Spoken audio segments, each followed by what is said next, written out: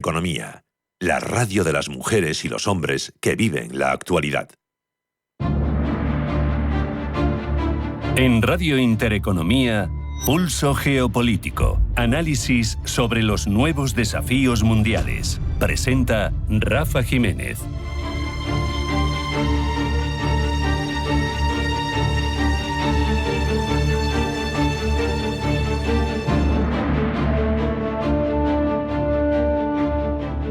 Bienvenidos a Pulso Geopolítico de Intereconomía, en el que reflexionamos sobre la negativa de las cámaras del Parlamento británico, tanto los lores como los comunes, a ofrecer a Donald Trump, al presidente de Estados Unidos, la oportunidad de dirigirse a sus miembros, porque constituye un gesto político de enorme calado, una declaración tácita que trasciende la mera cortesía diplomática y que se adentra en los terrenos de los principios y de la dignidad institucional. Que una institución como el Parlamento británico, con siglos de historia, cumbre y cuna de la democracia parlamentaria moderna, decida cerrar sus puertas a un presidente de Estados Unidos, líder de la principal potencia mundial, aliado histórico, envía un mensaje rotundo, potente, que resuena mucho más allá de los muros de Westminster. El acto habla, y lo hace con elocuencia, sobre la figura de Donald Trump y sobre el profundo malestar que su estilo de liderazgo genera en el seno de las democracias liberales consolidadas. La esencia del desplante reside en la percepción de que, si bien Trump, eso no lo niega nadie, accedió al poder a través de un proceso democrático, sus acciones y su retórica minan los cimientos mismos de las instituciones democráticas a las que ha llegado de forma legítima, pero eso no quita que las esté minando. La idea de que un líder elegido por las urnas pueda ser considerado una amenaza para la propia dignidad de un parlamento centenario, en principio se antoja paradójica, pero es precisamente esa paradoja la que subraya la gravedad de la situación. Las objeciones no se centran en su persona, no es algo de gustos, no es que caiga mal, es su modus operandi, su aparente desdén por la separación de poderes mostrada una y otra vez, su ataque directo a la independencia judicial, incluso su desobediencia a los dictados de los jueces, su tendencia a desautorizar a todo aquel que discrepa y una retórica que se apoya en la división de la sociedad para alimentarse del enfrentamiento en lugar del consenso y del respeto a las instituciones.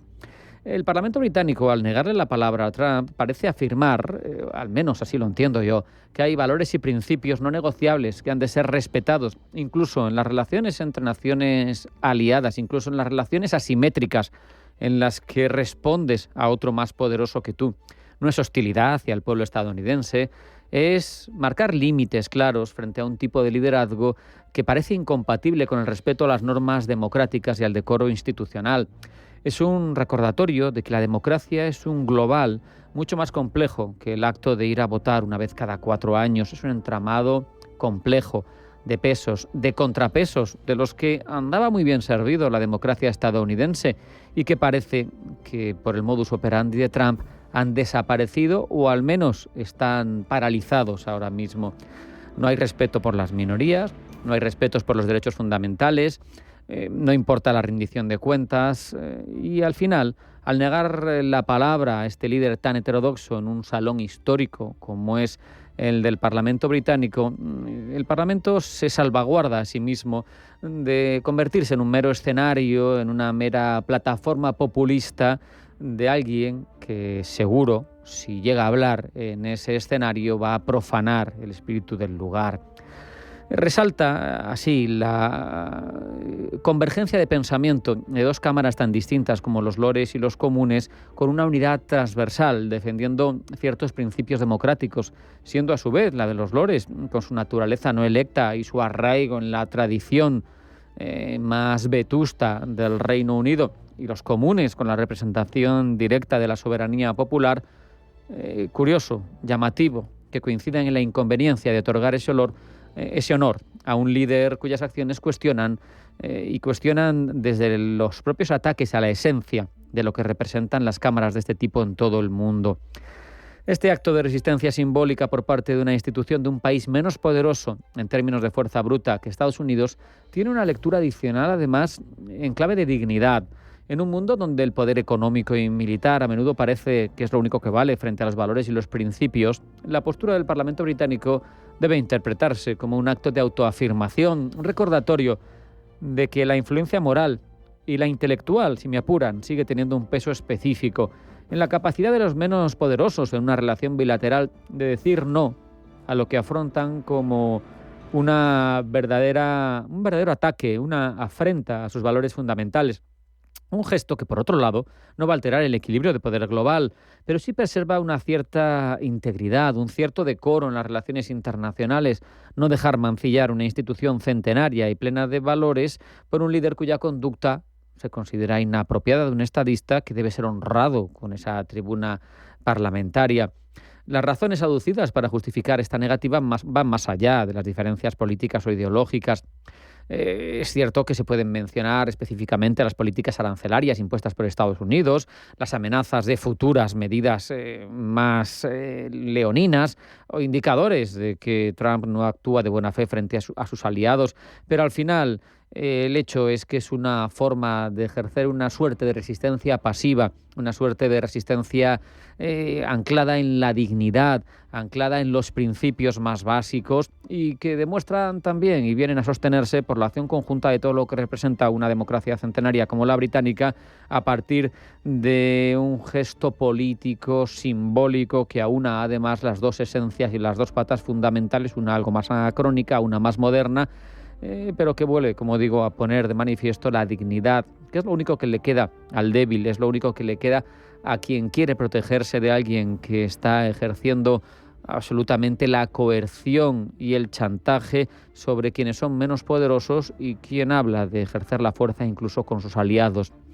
Ante el desequilibrio de fuerzas, dignidad, ética, política y de derechos. Es lo único que nos queda para marcar límites. Vamos a hacer un pequeño alto en el camino, paramos y a la vuelta vamos con los titulares que elabora Blanca El Tronco porque sigue Pulso Geopolítico. No se vayan.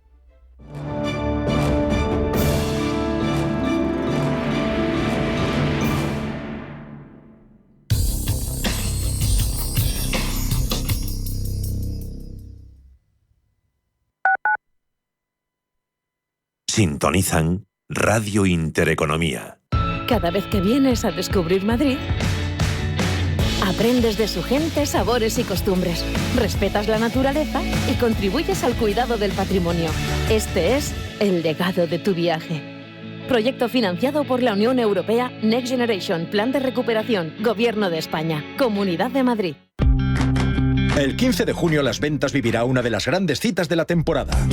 Corrida de toros in memoriam de Victorino Martín, con los toros de esta ganadería legendaria para Paco Ureña, Emilio de Justo y Borja Jiménez.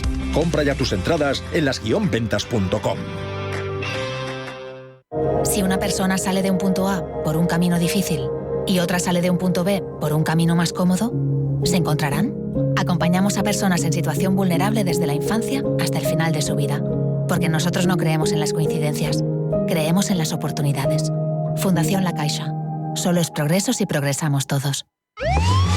Los domingos, de 6 a 7 de la tarde, entra derrapando por las ondas de la radio el escuadrón más potente, cargado de la máxima actualidad social, explicada tal cual, como es, sin paños calientes, con rigor y afán de servicio público para todos, sin palos en las ruedas. Los domingos, de 6 a 7 de la tarde, en Radio Intereconomía. Geopolítica, mercados, bancos centrales. Los temas más candentes que impactan en la economía mundial están en Visión Global. Cada tarde de lunes a viernes a las 7 con Marta Isern. Visión Global. Marcamos la diferencia. Radio Intereconomía. Radio Intereconomía. La radio de los negocios para estar bien informado. Eres lo que escuchas.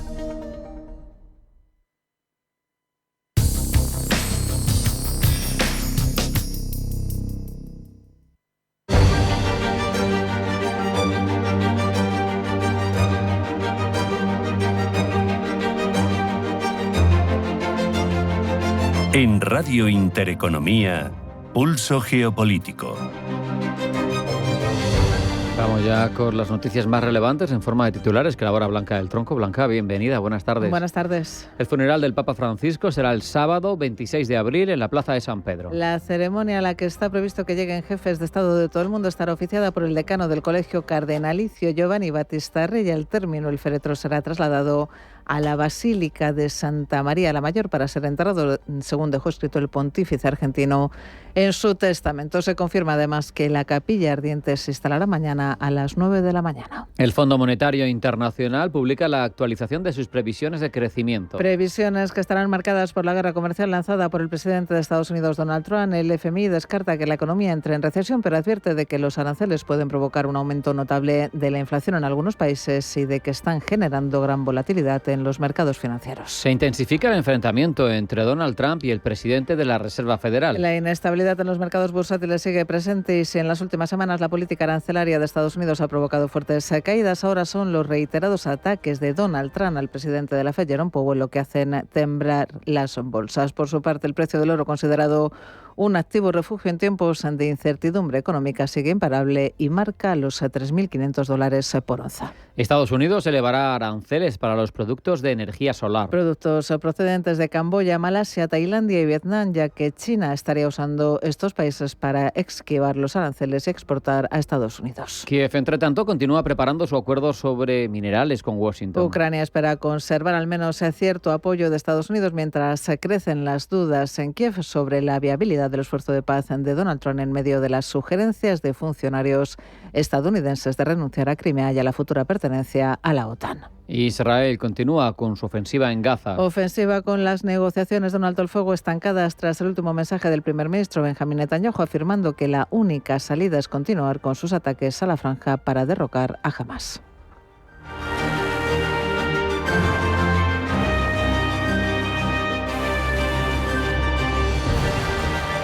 Tras el avance informativo, procedemos a ampliar con Crónicas, Blanca. El mundo entero sigue de luto por el fallecimiento del Papa Francisco. El Vaticano ya ha anunciado que su funeral se celebrará el sábado 26 de abril en la Plaza de San Pedro. Pablo Llanone. La ceremonia, oficiada por el decano del Colegio Cardenalicio, Giovanni Battista Re, se celebrará como de costumbre en la Plaza de San Pedro y recibirá a la mayoría de líderes políticos de todo el mundo. Ya han confirmado su asistencia los reyes de España, Giorgia Meloni, Ursula von der Leyen, Emmanuel Macron o Donald Trump, quien fue, de hecho, el primero en hacerlo ayer, antes de que se formalizasen la fecha y hora exactas. Otros líderes ya han confirmado su no asistencia, como ha sido el caso de Vladimir Putin, y otros todavía siguen a la espera de confirmar. Este es el caso precisamente del Gobierno de España. Esta mañana el ministro de la Presidencia, Félix Bolaños, avanzó que la delegación que acudirá a la ceremonia sería designada en un intervalo de tiempo breve, una vez se iniciase la fecha, sin detallar si iría Pedro Sánchez. El presidente español ha hablado después del Consejo de Ministros, pero no ha informado de este aspecto. Sin embargo, ha dedicado las siguientes palabras al Papa Francisco. A lo largo de estos años he tenido la ocasión de poder conversar con él en varias ocasiones y siempre supe que estaba ante un amigo de España y un referente moral y espiritual para millones de personas. Un líder que abogó por la lucha contra la pobreza, por una mirada humanista del fenómeno de la migración, por la mitigación y la adaptación al cambio climático o contra la intolerancia cuando más falta hacía. Estoy convencido de que el mundo va a echar de menos su valor, su mensaje, y desde España honraremos su figura. Seguiremos a la espera de la confirmación de la asistencia de Pedro Sánchez y esa delegación que acudirá a la ceremonia, mientras observamos los procedimientos ceremoniales más próximos. Desde Vaticano se informa de que una vez finalizado el funeral, el féretro del Papa será trasladado a la Basílica de Santa María la Mayor para ser enterrado en una cripta donde, según dejó escrito el pontífice argentino en su testamento, aparecerá la frase de Franciscus. Hasta que llegue el día del funeral, las oraciones resonarán en todo el Vaticano.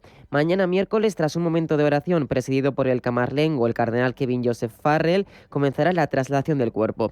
La procesión pasará por la Plaza Santa Marta y la Plaza de los Protomártires romanos y desde el Arco de las Campanas saldrá a la Plaza de San Pedro y entrará en la Basílica Vaticana por la Puerta Central, donde se celebrará finalmente el funeral el próximo sábado. Y a las 3 de la tarde el Fondo Monetario Internacional publicará sus perspectivas perspectivas económicas tras arrancar ayer las reuniones de primavera, tanto del FMI como del Banco Mundial. Reuniones en un momento en el que la atención se centra en la guerra comercial iniciada por Trump y las implicaciones macroeconómicas y para los mercados financieros que trae el crecimiento de la inteligencia artificial. Rubén Gil.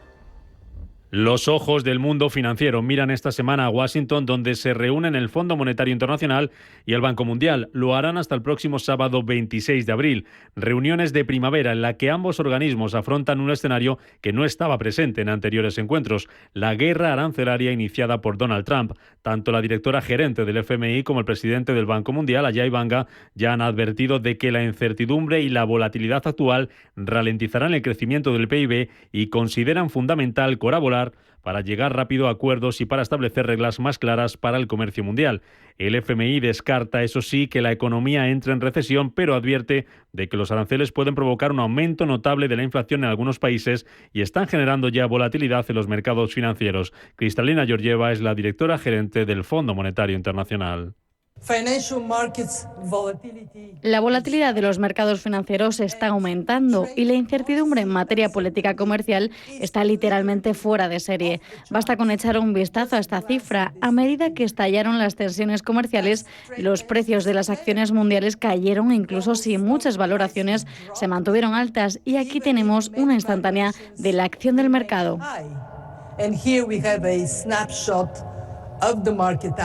El impacto de la guerra arancelaria no será el único tema de discusión sobre la mesa. La reunión tiene lugar en plena guerra comercial, pero también en un momento en el que la administración Trump cuestiona el multilateralismo. Estados Unidos, recordemos, es el principal accionista tanto del FMI como del Banco Mundial. Está previsto además que los informes de ambos organismos aborden los potenciales impactos del creciente uso de la inteligencia artificial.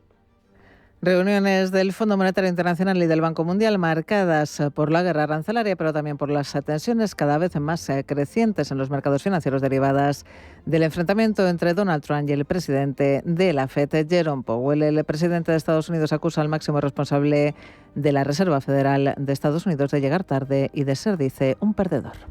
No creo que esté haciendo el trabajo, llega demasiado tarde, siempre demasiado tarde, un poco lento y no estoy contento con él, se lo hago saber y si quiero que se vaya, se irá muy rápido, créeme. Palabras de Trump sobre Powell descabelladas e intolerables a juicio del economista Juan Pablo Calzada. Me parecen un poco descabelladas de alguien que parece que no encuentra los límites, ¿no? O que no entiende cuáles son los límites de su poder, ¿no? Se trata de una institución independiente que la fortaleza es esa, que es una institución independiente y que toma las decisiones para seguir los mandatos que tiene y nada más, y que no le preocupa absolutamente nada más y que su principal criterio es la estabilidad financiera y el crecimiento, ¿no? Entonces, los ataques de un presidente a un regulador independiente me parecen siempre intolerables. Incertidumbre en los mercados financieros que lleva a los inversores a buscar refugio en el oro, que sigue imparable al rozar los $3.500 por onza, nuevo máximo histórico. Metal precioso que se coloca en estos momentos en los $3.471. También el euro se mantiene cerca de su zona de máximo respecto al billete verde. Pablo García es director de Divacons Alfa Value. El euro se nos ha ido a 1,1531 por euro y el oro, como bien habéis comentado, por arriba tocó incluso por arriba de $3.500 por onza. Es decir, que hemos tenido un parón en la Semana Santa, pero que todo sigue igual. Y eso a pesar de que es verdad que hay cierto optimismo con las negociaciones de los aranceles entre Estados Unidos y la Unión Europea e incluso las negociaciones bilaterales con Japón, con Corea, con Reino Unido e incluso con China, entre otros, ¿no? La Casa Blanca dice que están progresando. Euro que tras tocar ese $1,15 opera hasta ahora con caídas del 0,35%, se compra y vende en estos momentos a $1,1473. Y España invertirá 10.471 millones de euros en seguridad y defensa para llegar este año al objetivo de destinar el 2% del PIB a esa partida, una meta que el Ejecutivo había propuesto alcanzar en 2029. En una comparecencia desde Moncloa, el presidente del Gobierno ha garantizado que la inversión adicional se logrará sin tocar un céntimo de euro del estado de bienestar y correrá cuenta, dicho, de los presupuestos. La contribución, en principio, es a cargo del presupuesto nacional. Evidentemente, Como saben ustedes y los medios de comunicación, particularmente, no los ciudadanos, llevamos muchos años trabajando, haciendo un diagnóstico tanto en Europa como en la Alianza Atlántica sobre cuáles son los riesgos y las amenazas que sufre particularmente Europa. Ahí está la brújula estratégica, también el concepto de seguridad de Madrid, aprobado en la OTAN, esa perspectiva de 360 grados. Por tanto, a partir de ese marco, lo que ha hecho España es trabajar evidentemente en reforzar sus necesidades y capacidades tanto de seguridad como de defensa para afrontar esos desafíos. Sánchez ha garantizado además que casi el 90% de la inversión se quedará en España. Vamos a tener que llevar a cabo una inversión importante, un esfuerzo relevante de 10.471 millones de euros adicionales a los ya destinados a estas políticas de seguridad y de defensa. Lo que nos va a permitir saltar del 1,4% del Producto Interior Bruto en inversión de seguridad y en defensa realizado en el año 2024 al 2% en el año 2025. En cuanto a por qué este aumento del gasto en defensa no pasará por el Congreso, el presidente del Gobierno asegura que no lo hará porque dice no es necesario. Por supuesto, compareceré ante las Cortes Generales, como ya lo he hecho previamente, pero no requiere de la aprobación de las Cortes Generales. ¿Por qué? Porque no implica un mayor esfuerzo presupuestario y, por tanto, vía ingresos a través de los impuestos ni de los ciudadanos ni de las empresas de nuestro país. Las fuentes de financiación derivan del buen desempeño de la economía española, también de la reorientación de partidas presupuestarias, de los presupuestos generales del Estado y de los fondos europeos. Por tanto, el Gobierno lo que está haciendo es su trabajo. Los socios del Gobierno de coalición Sumar ya han mostrado su rechazo al plan aprobado este martes en el Consejo de Ministros. Lo califican de exorbitado, inoportuno e inconveniente. Desde Podemos, entre tanto, Irene Montero asegura que hoy Sánchez ha hecho oficial el gobierno del rearme y la guerra, cumpliendo al dictado, asegura Montero, las órdenes de la OTAN y de Donald Trump. Para Irene Montero, el gobierno de la guerra malgastará en armas el dinero que la gente necesita para sanidad, vivienda y pensiones.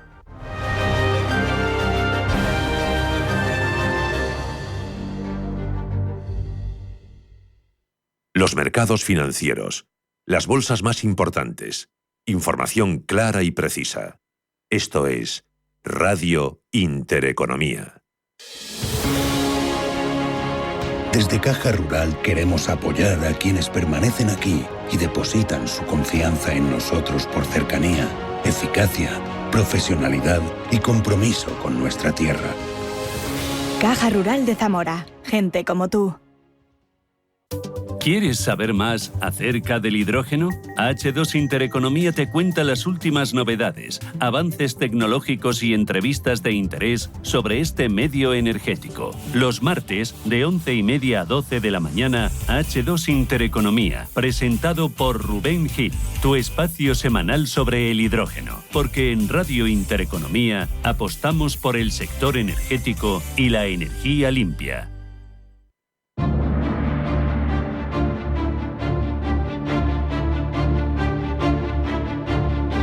En Radio Intereconomía, Pulso Geopolítico.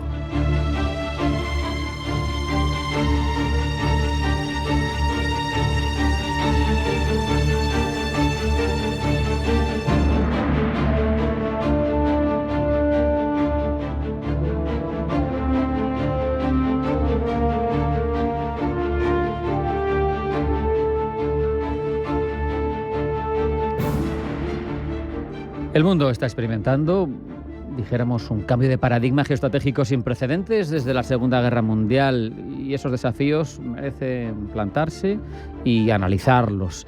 El ascenso de China, el auge de líderes autoritarios que cuestionan una tradición, un orden liberal internacional, la llegada de Trump, una Europa sin autonomía estratégica que intenta rearmarse, una España que tiene también que encontrar su posición.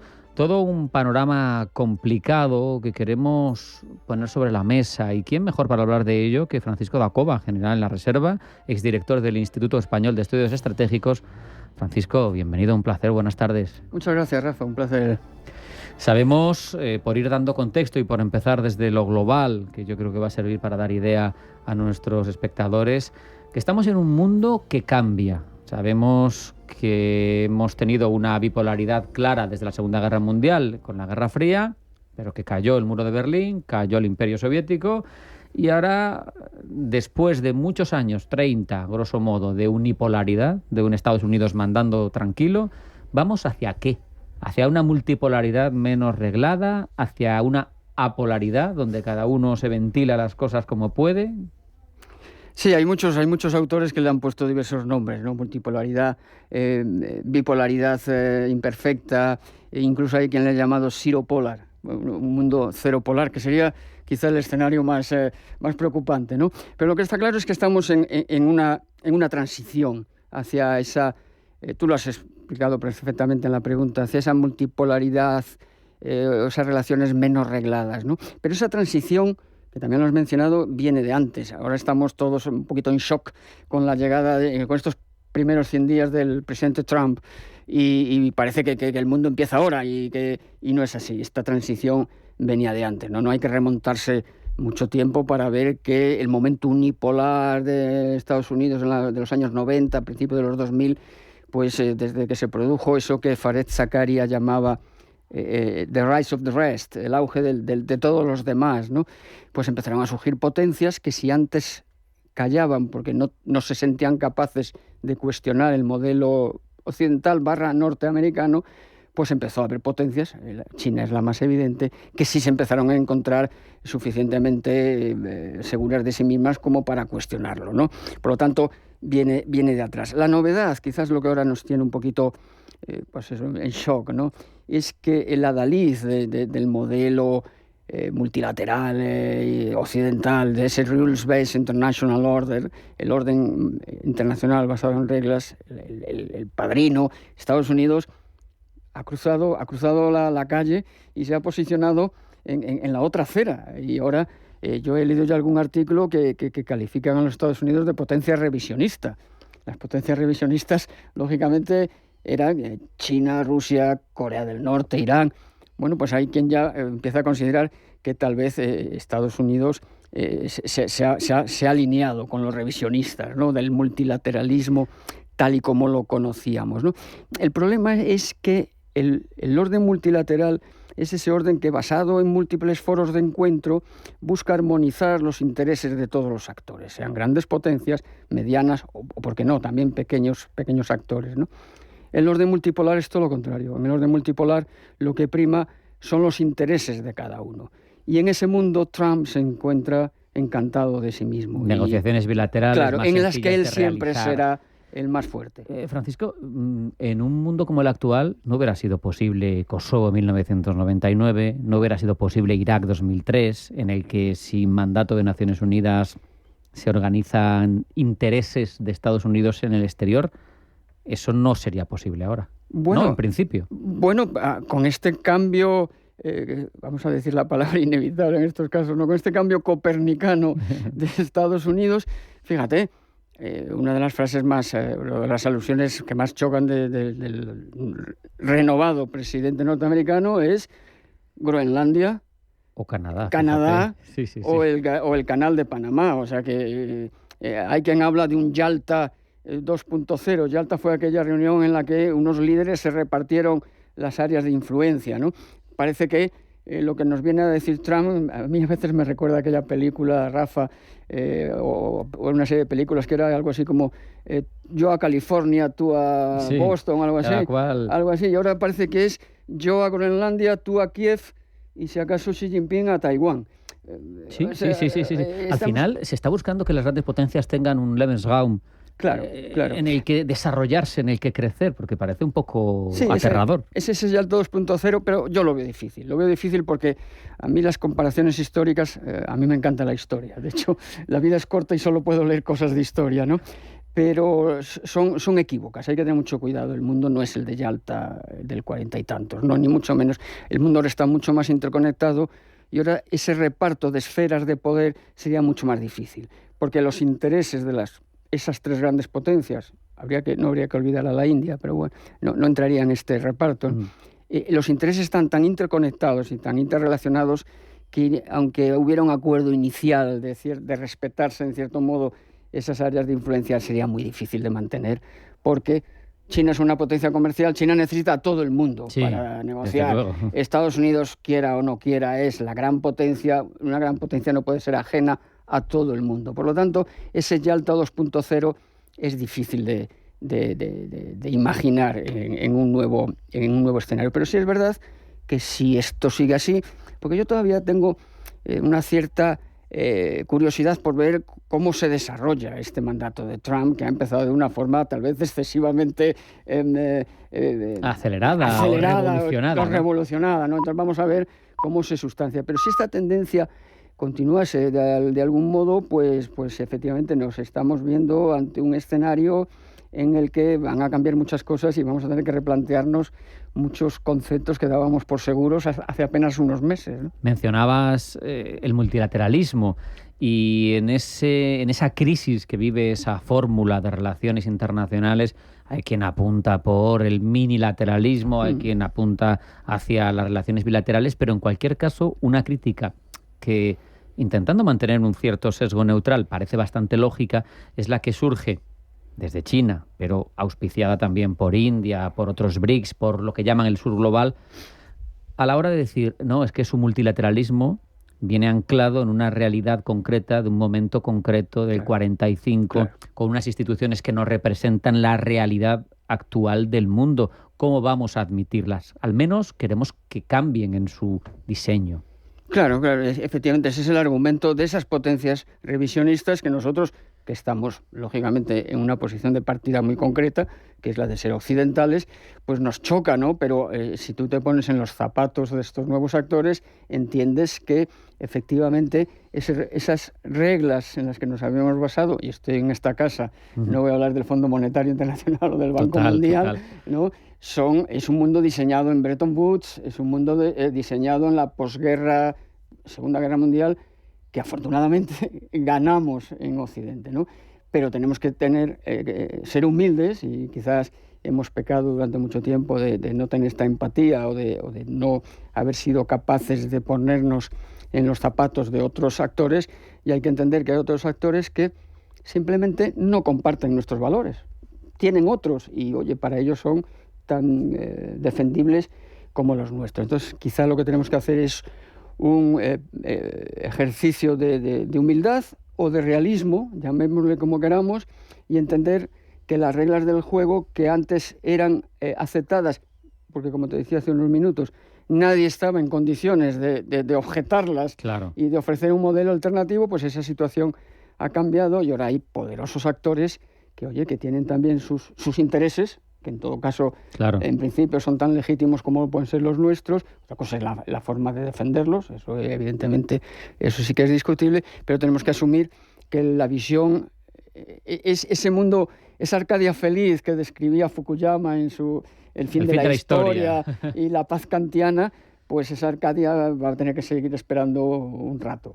Tú mismo has estado destinado como general en Irak, como militar, y allí se da uno de los choques de este tipo de realidades, con un Occidente que intenta ir a imponer sus valores, o en plan positivo, vamos a civilizar, vamos a democratizar, y se encuentra, corrígeme, cuéntalo, con una realidad en la que la propia esencia de ese pueblo no es proclive a eso históricamente, y tiene otras formas de entenderse, y que a lo mejor son igual de dignas, pero mira el tiempo que ha estado en Irak, Estados Unidos, y cómo ha salido, ¿no?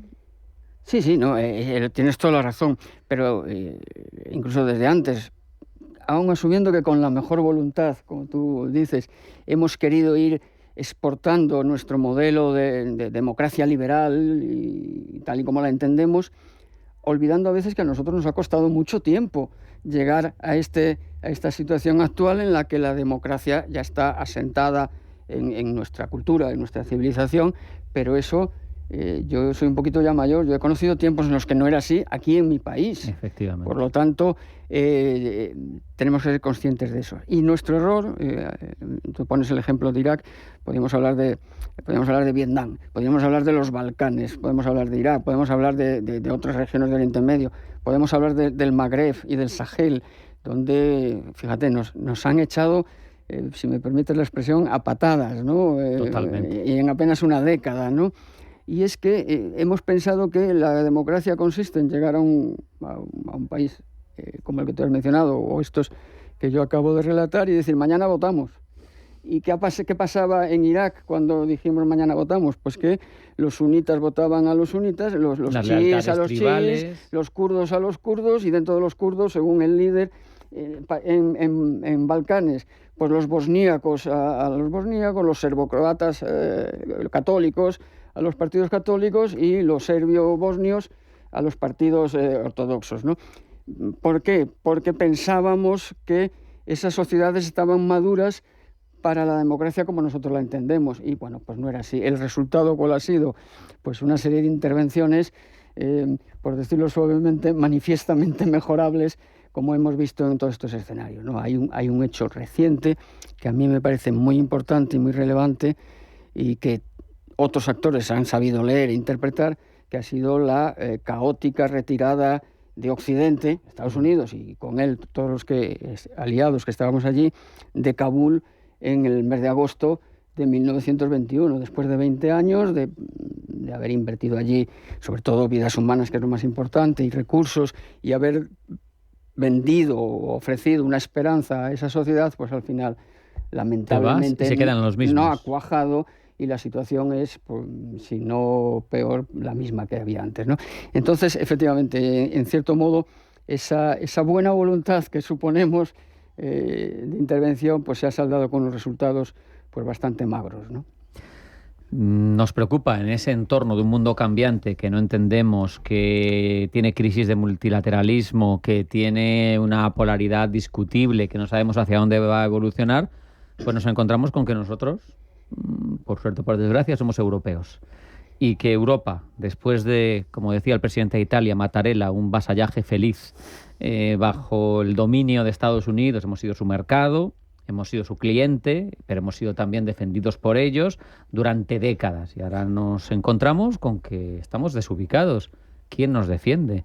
No, si usted no aporta tanto dinero, no le voy a defender. No, es que, señor Putin, ataque usted a estos que no aportan el 2%, que se lo ha llegado a decir el presidente de Estados Unidos. Entonces, ¿dónde está Europa y hacia dónde tiene que ir, Francisco? Bueno, yo dices por suerte o por desgracia. Yo creo que por suerte somos europeos, y sobre todo somos españoles, que quede claro, ¿no? Yo, fíjate, volviendo a lo que te decía al principio, que esta segunda llegada de Trump no es un evento que surge en medio de una situación idónea. Yo escribía ya cuando estaba en el Instituto Español de Estudios Estratégicos, escribí un artículo ya por 2020, que ya estaba finalizando el primer mandato de Trump. Escribí un artículo que titulé Europa ya no tiene quien la rapte, ¿no? Haciendo alusión la mitología, al mito fundacional de Europa, ¿no? El rapto de Europa por el dios Zeus transmutado en un toro blanco, ¿no? Y porque ya estábamos finalizando esa década, y estaba claro, no por ese primer mandato de Trump que estaba finalizando, sino con mandatos anteriores, Obama, y yo incluso iría más atrás, estaba claro que los Estados Unidos se habían buscado una novia más excitante, y no precisamente en el buen sentido de la palabra, en el Pacífico, que era China. Y eso, y además es lógico. Nos ponemos, es una cuestión de números, de demografía, de comercio, y de ver el mapa, ¿no? Pero Europa no queríamos verlo, ¿no? En temas comerciales, en temas políticos, y desde luego en temas, como tú apuntas, donde yo me voy a extender un poquito más, porque no voy a cometer la osadía de venir a esta casa a hablar de comercio o de economía, ¿no? Pues Europa, efectivamente, no hemos querido ver la realidad. Hemos ido llegando tarde a todas o hemos dejado pasar inadvertidamente o temerariamente las luces amarillas que se nos iban encendiendo a lo largo del tiempo. Pues esas palabras de Obama, esa primera llegada de Trump, la OTAN es obsoleta, Europa es el adversario, ¿no? Incluso, fíjate, a mí me parece especialmente erróneo, ¿no? Ahora ya a toro pasado es fácil decirlo, ¿no? Lo mal que interpretamos o lo mal que valoramos la guerra de Ucrania. Y cuando digo la guerra de Ucrania, Rafa, no me refiero a la invasión del año 22. El 14. Me refiero a la guerra de Ucrania, que empezó en el año 14. Fíjate, recuerda cómo reaccionó Europa. Bueno, pues con unas ciertas sanciones. Tibias, por no decir otra cosa. que rápidamente se solventaron y acelerando la dependencia energética con respecto a Rusia, incluso en contra del criterio norteamericano. Estoy refiriéndome al Nord Stream 2, impulsado por la entonces canciller Angela Merkel, que tenía su lógica. Yo no quiero ser muy cruel en los juicios a toro pasado, porque ahora es muy fácil criticar, ¿no? Pero realmente pensábamos, y lo digo en primera persona y por lo tanto me incluyo, pensábamos que la guerra en suelo europeo estaba descartada, ¿no? Y no es así. Y hoy nos vemos ya con la invasión, efectivamente, del año 22, que por decirlo de alguna manera es ya el acelerón final de la agresión rusa a Ucrania. Nos vemos en una situación en la que decimos no hemos hecho los deberes, incluso en los temas de seguridad y defensa. Y como tú muy bien apuntabas, igual que habíamos externalizado esto se ha dicho muchas veces, no voy a decir nada nuevo, seguro que aquí lo habéis tratado, igual que habíamos externalizado la energía a Rusia y el comercio a China, pues habíamos externalizado la seguridad a Estados Unidos. Y habíamos convertido, con la aquiescencia también norteamericana, hasta hace bien poco. Claro, es que también hay que entender eso. Hay que entender porque eso. Si no, yo te preguntaría, oye, es un buen ariete estratégico tener 4 o 5 países europeos con misiles nucleares tuyos apuntando a Rusia, como pasa, porque Estados Unidos tiene envases de Holanda, de Alemania, de Italia, creo que de Bélgica, 4 o 5 países, misiles nucleares. ¿No me vas a defender? Pues llévate los misiles. No sé si me entiendes lo que te quiero decir, porque ¿qué hacemos con los 30.000 soldados americanos que hay en Alemania, con todas las bases estadounidenses que hay en suelo europeo? Porque si no me defiendes, ¿para qué quiero tu base? Claro, pero yo lo que me gustaría llamar un pelín la atención es que durante muchos años ese formato de Estados Unidos, el patrón y el garante de la seguridad europea, era del gusto de los Estados Unidos también. Claro, claro. Porque durante la Guerra Fría era la bipolaridad anterior. Estados Unidos tenía que ser la otra gran potencia y estaba encantado de ser la otra gran potencia. Se dice que la OTAN se crea para mantener a los rusos fuera, a los americanos dentro y a los alemanes debajo. Entonces hubo muchos años en los que Estados Unidos estaba encantado de ser el primo de Zumosol. Eso fue evolucionando y efectivamente se cita siempre la cumbre de Gales de 2014, en la que se nos dice... La del famoso 2%. Exactamente, pero las quejas ya empezaban a venir antes. También es cierto que hasta muy recientemente, cada vez que la Unión Europea ha querido adquirir un cierto protagonismo, digamos, militar, y muy suave, los Estados Unidos se ponían de uñas. Es muy famosa la postura de la secretaria de Estado Albright, con las 3 Ds, nada de duplicación, de duplicidades, nada de discriminación y nada de disminución. Es decir, hasta relativamente hace poco los Estados Unidos estaban suavemente en contra de una Europa fuerte. Hombre, tiene lógica, ¿no? Absolutamente. Es más fácil lidiar con socios pequeñitos y débiles que con uno muy potente. Hasta que aparece esa nueva novia amante en el Pacífico, que es China. Y entonces entonces empezamos a pensar que quizás Europa debería haber hecho, y ahora con más razón ante la situación bélica, que esto es muy duro tener que decirlo, en el corazón de Europa de nuevo estamos en una situación de un tremendo desafío, también en temas de seguridad y defensa. Voy a ser un poco de abogado del diablo, si me permites. Hemos sido desleales los europeos con Putin, no ahora, a comienzo de los 2000. Yo creo que no. Eso es un... Y, bueno, los 90, tenemos los acuerdos tácitos que nadie ha demostrado, promesas supuestas de secretarios de Estado estadounidenses que decían que no se iba a ampliar la OTAN, fíjate que antes de que se produjeran las ampliaciones y tal, ya la famosa doctrina Primakov, el que fuera en su momento ministro de Asuntos Exteriores de Yeltsin. Estamos hablando de los años 90. Del previo a... Del principio de los años 90. Vladimir Putin. Rusia ha tenido muy claro desde el principio. Lo que pasa es que, claro, aquella primera década post-Unión Soviética, Rusia estaba muy debilitada. Estaba en una situación en la que no estaba como para plantear desafíos excesivamente demandantes, ¿no? Pero la doctrina Primakov ya desde el principio tenía claro que Rusia se oponía a que es lo que había sido su entorno inmediato dejara de serlo. Y Rusia desde el principio, Primakov decía no a la ampliación de la OTAN, no a la ubicación de contingentes militares. Bueno, pero yo te lo planteo de otra manera. Si tú fueras estón, letón o lituano, si fueras miedo, polaco, pues sí, dices, sí. Claro, entonces volvemos un poquillo a lo de antes, juzgar a toro pasado, pues es fácil, y tomar posturas ahora en un sentido o en otro, pues no deja de ser muy interesante para una conversación de bar, ¿no? Pero la legalidad internacional hay que respetarla, porque si asumimos que porque tú tienes una cierta reivindicación más o menos histórica puedes violar la integridad territorial de un país, claro, que tú has reconocido y que tú has firmado que ibas a garantizar su integridad territorial en el año 94, cuando firmas el memorándum de Budapest, por el cual Ucrania, que había recibido 1/3 del inmenso arsenal nuclear soviético, renuncia a ese arsenal, lo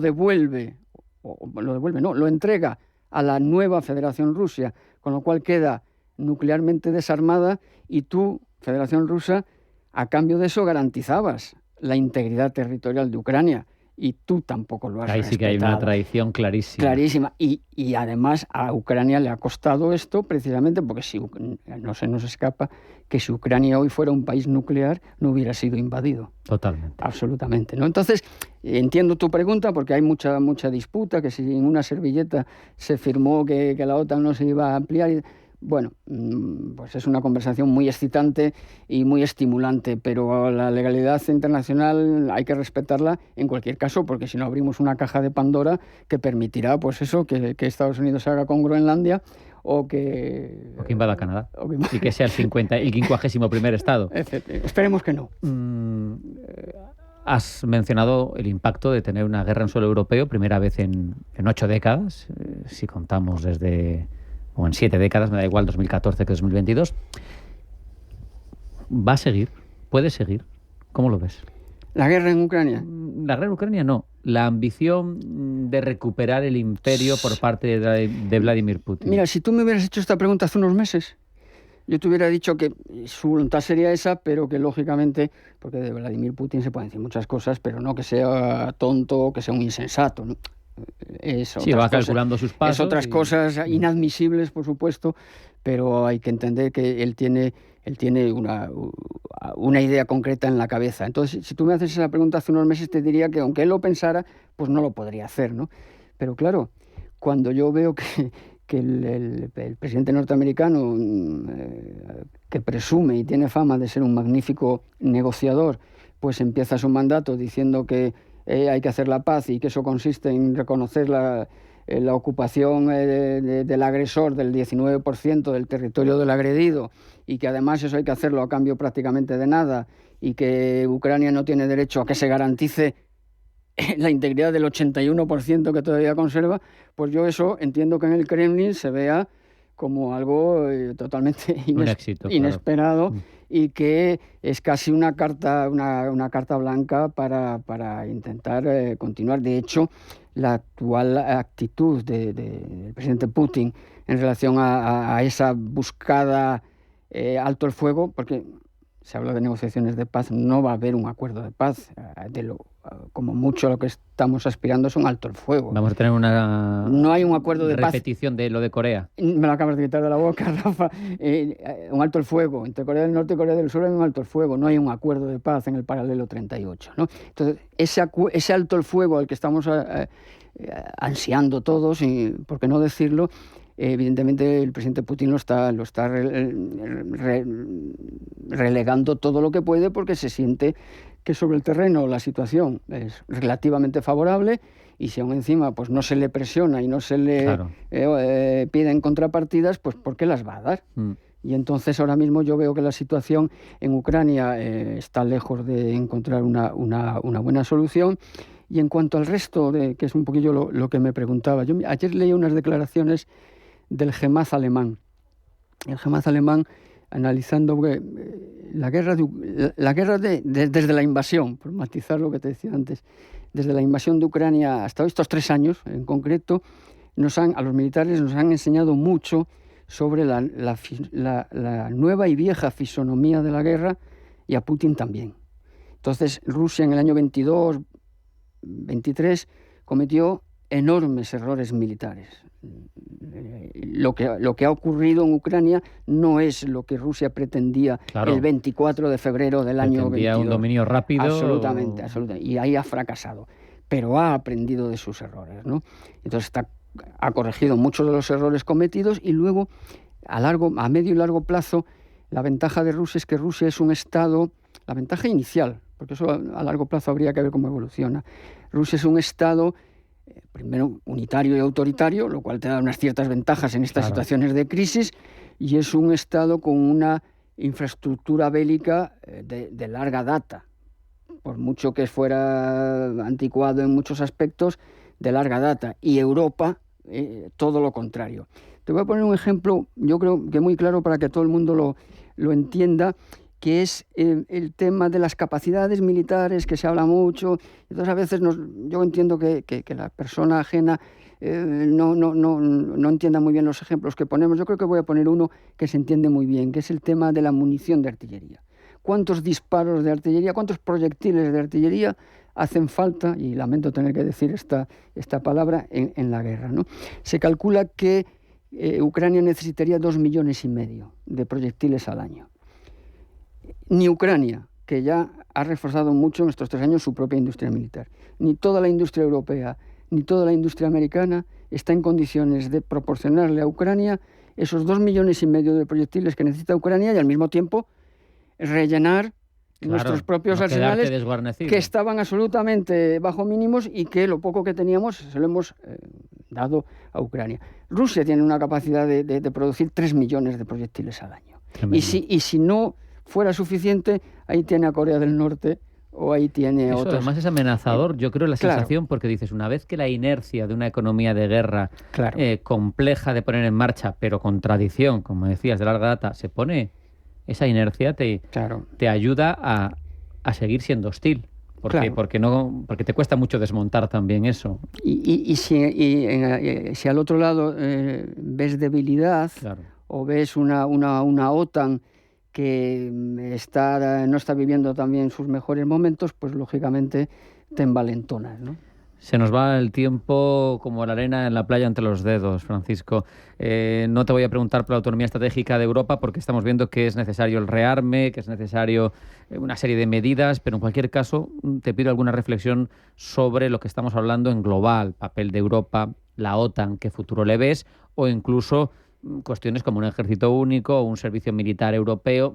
¿Alguna reflexión que te llame la atención? Porque se nos va yendo el tiempo. Sí, a ver si consigo resumirlo. Mira, el papel de Europa. Vamos a hablar de la Europa de la defensa, que además está ahora de actualidad, lamentablemente por la situación que es. La nueva Comisión Europea, que se ha puesto en marcha recientemente, la presidenta von der Leyen parece que esta vez quiere tratar estos temas en serio. Ha nombrado a un comisario específico de defensa y del espacio. Esos son, en ese sentido, señales de que empezamos a tomárnoslo en serio, pero hay que tener en cuenta que el reto es enorme. Europa, precisamente por todo lo que hemos venido hablando en los minutos anteriores, de estas décadas pasadas, Europa no es un actor militar. La Unión Europea no se concibió como un actor que entre sus pilares tuviera la seguridad y la defensa.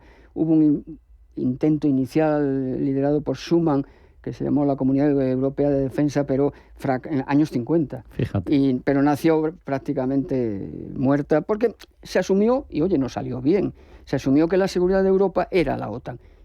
Y yo creo que lo debe seguir siendo. El problema es cuando el líder de la OTAN cuestiona, en cierto modo, ese papel de la OTAN. Y entonces el problema en que nos encontramos los europeos es que la OTAN, como te digo, no se concibió como un actor militar. Y si ahora queremos serlo, o tenemos que serlo, la Unión Europea le cuesta. Tenemos que sentarnos y tenemos que asumir el riesgo. Y es muy difícil, porque las estructuras, la gobernanza de la Unión Europea, como te digo, no está pensada para eso. Y los temas de seguridad y defensa son la última ratio de soberanía de los Estados miembros. Al final se trata de... Y será la última... reticencias en la construcción europea. Y que son comprensibles, porque al final estamos hablando de vidas humanas y de empeñar a tus soldados, a tus ciudadanos en la defensa.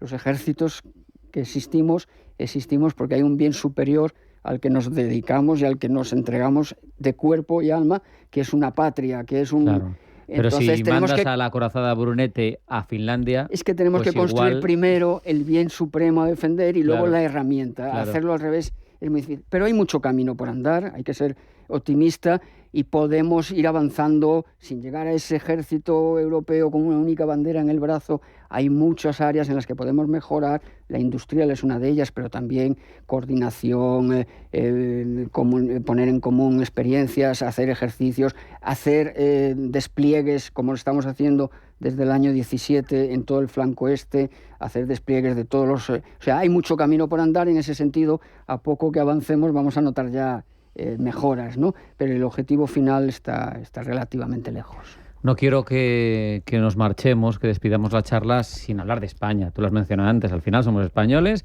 y bueno, tenemos una situación compleja porque hemos tenido ciertas reticencias a la inversión en la defensa. Hoy mismo ha anunciado el presidente del gobierno que se iba a alcanzar este año, que eso es la novedad, el 2% del PIB de gasto en defensa, pero en cualquier caso vamos, yo creo, bastante retrasados. Teníamos que tenerlo el 24, según la cumbre de Glasgow que mencionabas tú antes. En cualquier caso, capacidad de respuesta de España ante los retos. ¿Cómo se incardina España en esta situación tan complicada? ¿Cómo podemos tener una estrategia de seguridad nacional como hemos tenido en la que no se pronuncia ni una vez la palabra enemigo? No es real. ¿Dónde estamos y hacia dónde vamos? Bueno, pues como parte de Europa compartimos el reto y que en nuestro caso tiene esas características que tú mencionas, pero que es común.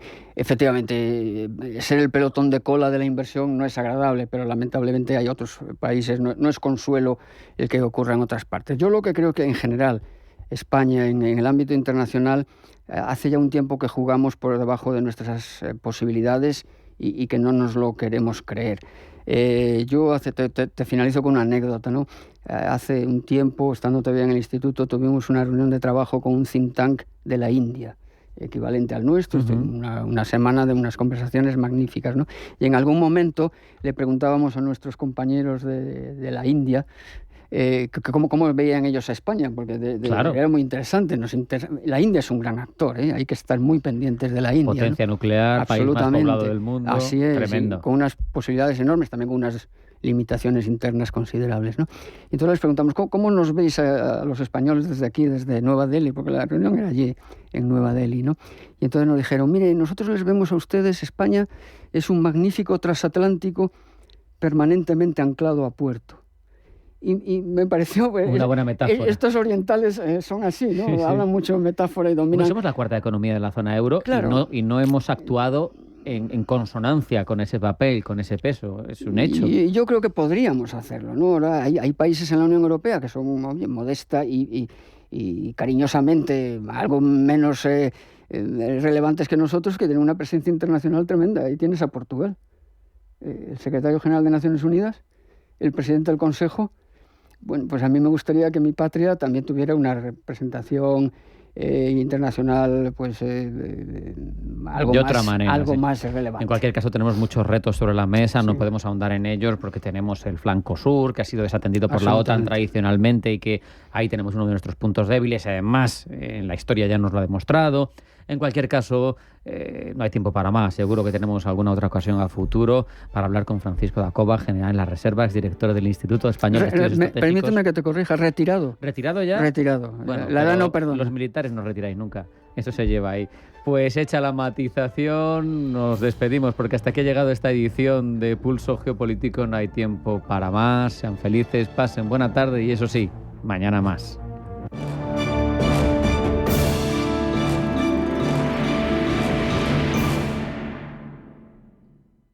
Soy David Calvo de Global RF, operador de transporte y consultora logística. La financiación de Iberaval ha resultado fundamental para el despegue de nuestro proyecto empresarial.